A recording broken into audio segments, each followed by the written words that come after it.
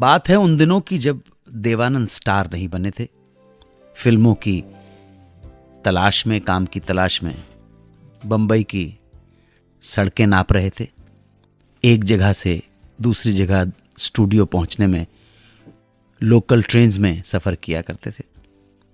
एक दिन इसी लोकल ट्रेन में एक लड़की दिखी और उस लड़की पर आ गया इनका दिल। लड़की बहुत खूबसूरत थी। देवानंद से रुका नहीं गया, कंट्रोल नहीं, उन्होंने कहा हेलो। लड़की ने जवाब नहीं दिया और गर्दन घुमा ली। देवानंद कहाँ मानने वाले थे। हिम्मत जुटाई, फिर पूछ लिया कहाँ जा रही हैं। लड़की ने देखा एक नजर, मुस्कराई और फिर नजरें फेर ली। आए हाय जालिम। देवानंद साहब को लगा कि भाई थोड़ी मुस्कुराई है तो मतलब हल्का सा ग्रीन सिग्नल है। फिर पूछा मेरी बात का बुरा तो नहीं लगा। अब थोड़ा लड़की खुली, बोली किधर जा रहे हैं। देव साहब बोले पता नहीं। लड़की हंस पड़ी, बोली वेरी स्ट्रेंज, कि आपको ये पता ही नहीं कि आप कहां जा रहे हैं। देवानंद ने हिम्मत जुटाई, बोले जहां आप जा रही हैं वहीं मेरी मंजिल है। So cut the short story.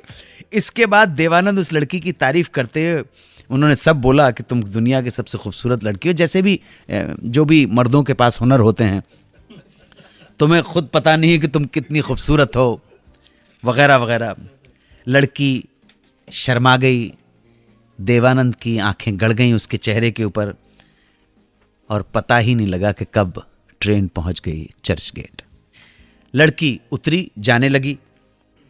देव साहब भी पीछे पीछे चल दिए। पूछा तुम्हारा घर कहाँ है। लड़की ने कहा बस यहां से 5-10 मिनट की दूरी पर होगा, लेकिन अब तुम फूट लो क्योंकि घर के बाहर मेरे भाई और दोस्त खड़े होंगे। बोले कोई बात नहीं, उनसे भी मिल लूंगा।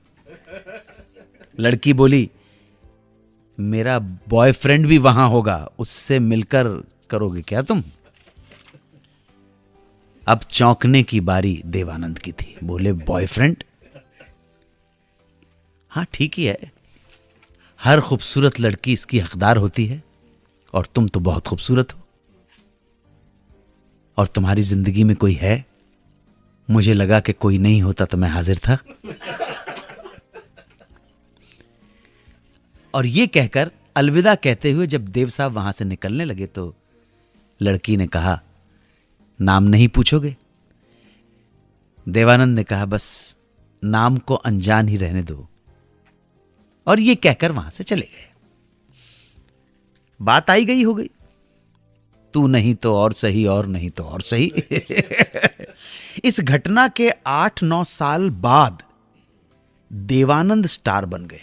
और इत्तेफाक देखिए, एक फिल्म के प्रीमियर से जब वो बाहर निकले तो लड़कियों ने उन्हें घेर लिया, ऑटोग्राफ लेने लगी। तभी उस भीड़ में से एक लड़की अचानक आई, उसने देवानंद को चूम लिया और बोली पहचाना, मैं वही चर्च गेट स्टेशन वाली लड़की हूं।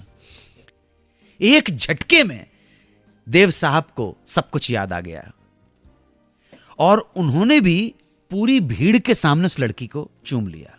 बोले तुम्हारा वो बॉयफ्रेंड किधर है। लड़की बोली तलाक हो गया। बोली क्या तुम मुझे तुम्हारी अगली फिल्म में हीरोइन लोगे। देव साहब बहुत जोर से हंसे और ये सब देखकर जो भीड़ थी वो भी तालियां बजाने लगी।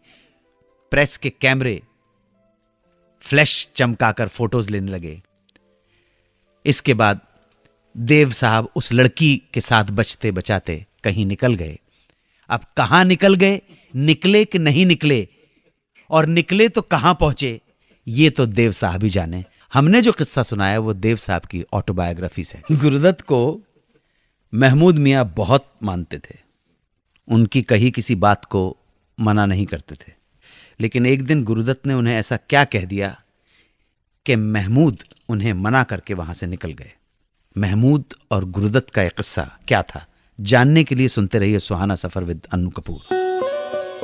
सुनते रहिए रेडियो का number 1 show Suhana Safar with Anu Kapoor, सिर्फ 92.7 बिग FM पर।